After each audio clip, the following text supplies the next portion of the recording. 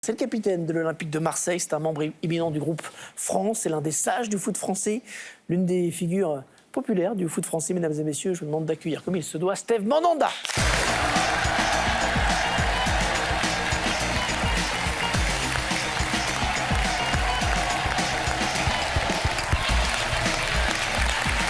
Bonsoir Steve, bienvenue. Tout va bien? Pardon? Ça va bien. Ça va, merci. Je suis inaudible aujourd'hui. Ça va mieux, ça va mieux. Oui, ça va c'est faire vrai. du bien cette victoire à Metz. Après 4 matchs. Oui, c'est clair, 4 ça fait défaites. du bien. Après 4 défaites comme ça, de gagner à Metz, ça fait beaucoup de bien. Bon, je précise que vous aviez accepté l'invitation avant le match de vendredi contre Metz, donc même en cas de mauvaise performance, vous auriez été là, vous auriez Ça veut dire assumé. qu'il était sûr de gagner. Non, il aurait assumé comme toujours, Steve. En tout cas, on est ravis de vous retrouver. Manu Neuer dans les buts, c'est un modèle pour tous les gardiens. Neuer, il est de manière non officielle décrété meilleur gardien du monde. Vous êtes d'accord avec ça ou pas? C'est Oui, un style particulier. je suis d'accord. C'est aujourd'hui au poste, c'est le meilleur, c'est le plus complet. Il est capable de jouer haut, il est très bon sur sa ligne, il a un excellent jeu au pied. Et en plus, il est dans une très grande équipe, il est champion du monde. Donc forcément, au poste aujourd'hui, je pense que c'est incontestablement le meilleur. Est-ce que tu trouves qu'il en fait pas trop par moment? Des fois, on le voit beaucoup sortir, prendre des initiatives. Oui, mais un peu. après c'est peut-être aussi le jeu qui veut ça. Donc forcément, en jouant haut comme ça, on prend des risques. Sur 10, ça va passer. Une fois ou deux, on peut se manquer, mais c'est le risque aussi à prendre. Donc je pense pas qu'il en fasse trop. Votre avis, vous, à Marseille, bon courage. Jean-Michel Aulas, parfois, avez fait pas mal de vagues également après le match au Vélodrome. Comment vous viviez ça, vous qui êtes un homme de terrain pour le coup? Après, ouais, à ma place, c'est compliqué quand même de donner un jugement là-dessus. Mais ce qui est clair sur le président Aulas, c'est qu'il fait tout ce qui est à son possible pour que son club soit devant. Donc après, c'est bien, c'est pas bien.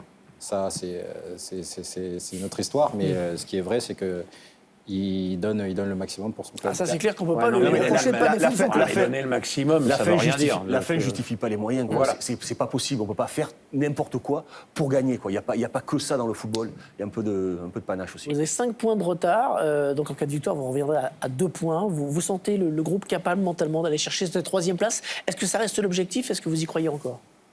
Oui, ça reste l'objectif parce qu'en faisant une saison comme la nôtre, on a été leader assez souvent. Ne pas être sur le podium à la fin, ça serait vraiment une grosse déception et ça serait un échec. Maintenant, on est conscient aussi que Monaco a 5 points d'avance.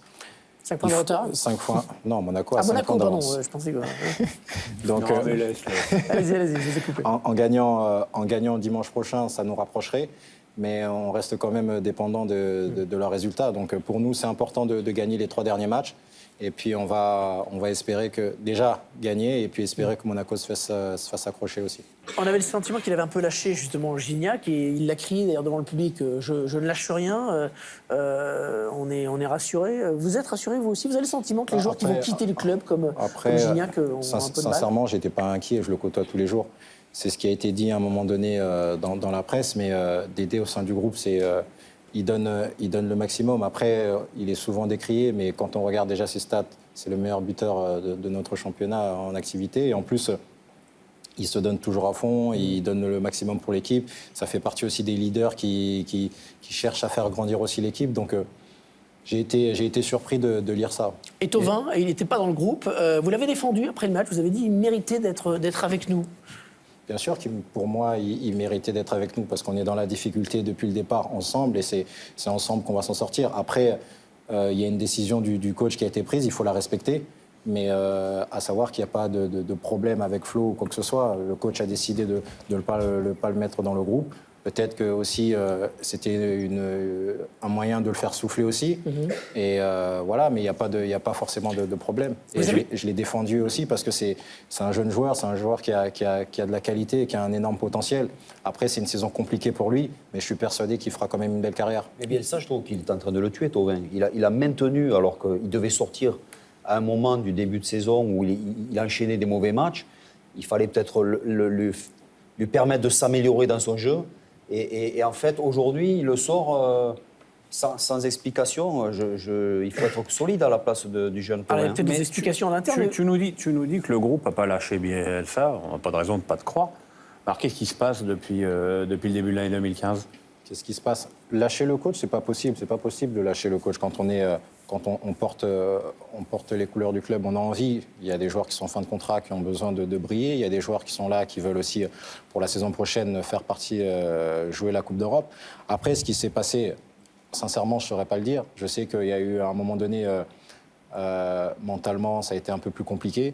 Pour pouvoir faire les efforts que le coach nous demande, il faut être prêt physiquement, mais surtout mentalement, parce que ça demande énormément d'énergie. Et à un moment donné, quand on a eu cette défaite face à Paris... C'est la cassure, ça? Face à Paris, on sait qu'on perd le titre là-dessus, on est conscient. Donc derrière, mentalement, on prend peut-être un coup au moral. Et on n'a pas cette faculté à réagir d'entrée directement après à Bordeaux. Mais c'est ce qu'on dit. Tu n'avais pas été très tendre sur les choix tactiques de Bielsa contre Paris, dans ta déclaration à la fin du match? Je ne sais pas, qu'est-ce que j'ai dit? Je pense pas, que la tactique était un petit peu... Je pense pas avoir parlé ça, de marquage individuel de tactique, mais après, c'est clair que sur le match face à Paris, au-delà de la tactique, après, il faut reconnaître aussi en face qu'il y avait un effectif de qualité et des joueurs supérieurs à nous, tout simplement. Donc, c'est ce qui a fait aussi la différence. Nous, on l'a joué très bonne première mi-temps. À un moment donné, on fait des erreurs sur le deuxième et le troisième but, qui malheureusement ne nous permettent pas de pouvoir jouer le titre jusqu'au bout. Mais tout le monde dit qu'il y a un problème d'équilibre défensif. Vous êtes gardien, vous êtes senti démuni parfois, vous êtes senti mal protégé par l'équilibre de cette équipe. Quand on regarde les derniers matchs, on a encaissé énormément de buts. Donc oui, il y a un problème, il y a eu un problème. Le seul souci, c'est que, par exemple, sur le début de saison, on avait un pressing haut, il y avait une fraîcheur mentale, une fraîcheur physique, donc on récupérait les ballons beaucoup plus haut et on pouvait marquer et tout de suite c'était plus facile pour nous. Là, dans le pressing, on est moins bien, donc forcément on concède beaucoup plus d'occasions. Et après, de dire qu'il y a un problème équilibre, c'est vrai, mais par exemple sur le match de Lorient, c'est un tout, les joueurs étaient moins bien. Moi, par exemple, il frappe 5 fois, il marque 5 fois, donc c'est un truc aussi... On était tous un peu moins bien sur ce match-là, quoi. Vous parlez d'usure mentale, mais vous savez ce qu'on entend, nous, on a des informations aussi. On nous dit que tous les joueurs, ou la plupart des joueurs, en ont assez de Bielsa, qui sont usés par le système Bielsa. C'est une méthode qui est difficile. Elle est mentalement, il faut être prêt. Et effectivement, il n'y a pas de jeu comme peuvent faire tous les autres entraîneurs. Il n'y a pas de conservation, donc c'est un peu plus compliqué. Mais on n'a pas su tenir le long, enfin tenir toute cette saison, quoi. Après la méthode Bielsa, le haut niveau, c'est quoi? C'est la méthode Mourinho, c'est la méthode Guardiola. Voilà, le haut niveau, voilà, il faut une discipline, il faut s'investir, il faut donner le maximum. Voilà, c'est le niveau professionnel. Après, la méthode Bielsa est certainement difficile, mais si on veut gagner des titres, voilà, il faut être comme ça. Il y a un débat là-dessus d'ailleurs sur la responsabilité. C'est Bielsa qui est trop exigeant ou c'est les joueurs français qui ont du mal à s'habituer? C'est l'échec est partagé tout simplement parce que à un moment donné, nous, on n'a pas su être assez bon mentalement pour assumer la méthode du coach. Et même si le coach a essayé de s'adapter à un moment donné, ça n'a peut-être pas été assez pour nous aider. Donc voilà, c'est les deux qui sont en tort. La saison prochaine, il y a un certain nombre d'incertitudes. Bielsa, déjà, on ne sait pas si Bielsa va rester ou pas. Gignac va partir. Oui, il y a même une grande certitude pour qu'il parte. On pense qu'il va partir. Et vous, Ayou s'en va. Vous, Steve, il vous reste 1 an de contrat. C'est quoi votre envie? Il fait chaud, hein? Ouais, d'accord. On a été sympa, on aurait pu être tellement plus. C'est vrai. Après, moi j'ai un poste particulier. Je suis conscient aussi que ça fait pas mal de temps que je suis à Marseille. Il faut voir comment la saison va se terminer, où le club va être en fin de saison, s'il va y avoir Coupe d'Europe ou pas Coupe d'Europe. Il va y avoir aussi une discussion. Est-ce que je vais avoir des propositions intéressantes? Donc aujourd'hui, sans faire de langue de bois, c'est difficile de dire que je vais rester ou pas. Mais je verrai. Il va falloir discuter aussi avec les dirigeants et puis on trouvera une solution à tout ça. Il y a quelques mois, je crois que vous avez dit je suis prêt à baisser mon salaire pour rester. Oh, vous êtes toujours dans cette... Il a changé d'avis. Vous l'avez dit. Finalement, il a bien réfléchi, il aimerait mieux être augmenté. Non, mais après, j'ai dit ça parce que je suis bien au club. Il ne faut pas se mentir. Je sais très bien que je ne suis pas à la rue, je suis dans un des grands clubs français, donc il n'y a pas de souci avec ça. Maintenant, voilà, c'est discussion à avoir. Il faut tout voir. D'accord. J'ai besoin d'une serviette. Et c'est difficile, on va vous amener des secouristes bientôt. Et c'est difficile d'avoir des discussions aujourd'hui avec des dirigeants, justement, parce qu'il y a tellement d'incertitudes, notamment celle de l'entraîneur, qui est quand même une grosse incertitude. Ça compte pour un joueur de savoir qui sera sur le banc. Est-ce qu'on repart pour une saison avec Bielsa, fatigante ou pas? Mais c'est pareil, on va attendre la fin. Aujourd'hui, on peut pas répondre à ce genre de questions. On a encore une 3e place à jouer. Il y a pas mal de choses à jouer pour d'autres clubs, donc on verra comment ça va se passer à la fin de la saison. Steph, vous rappeliez tout à l'heure que lors du Classico OM Paris, vous auriez pu passer devant Paris. Aujourd'hui, vous êtes à 11 points. Est-ce que Paris était vraiment trop fort à ce moment-là pour vous? Sur la continuité, on va dire, sur tous les matchs, oui, ils avaient beaucoup plus de qualité que nous, une plus grande maîtrise que nous aussi.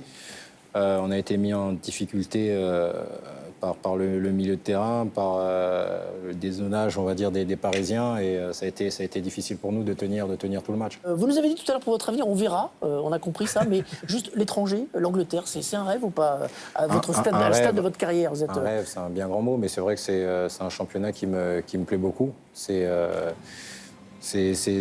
où il y a les meilleures équipes, il y a de l'engagement.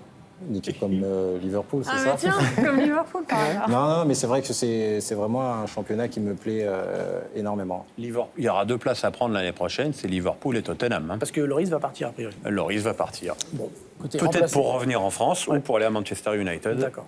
Passez derrière Loris, vous avez l'habitude. Hein. Vous partagez en équipe de France C'est aimable, le ça. match. C'est aimable aussi. Non, tu mais, vois, ça, c'est- mais derrière ou devant. Enfin, voilà. Simon gentil pour Jusque-là, finir. Oui, c'est c'est gentil. sympathique, tu vois. C'est gentil. Il a craqué dans les arrêts de jeu. Voilà. Donc plutôt Liverpool. Liverpool Non, comme j'ai ça parce Christophe qu'on Galtier. rigole. Elle est fan de Liverpool, donc Liverpool c'est fait pour ça rêver que beaucoup de gens. Merci en tout cas, on vous souhaite une belle fin de Merci saison à vous. avec l'Olympique de Marseille.